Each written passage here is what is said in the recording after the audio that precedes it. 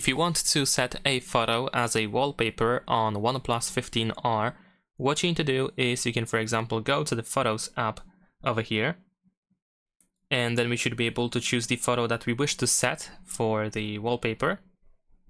Now in here, tap on these three dots in the upper right corner, and then we have Set as Wallpaper. Now you can choose to set it for the lock screen, home screen, both of these screens, or wallpaper carousel. In my case, I'm gonna choose lock screen and home screen. Now we can zoom in and zoom out in order to adjust the wallpaper. With 2 fingers, you can also move it around a little bit. We have some additional options here at the bottom for the lock screen at least, and we can of course swipe in order to find some options for the home screen settings. So for example, we can go to Style and apply the blur if we want to, and then use the Apply button in the upper right corner once you are done with the setup. And that's it. Leave a like and subscribe.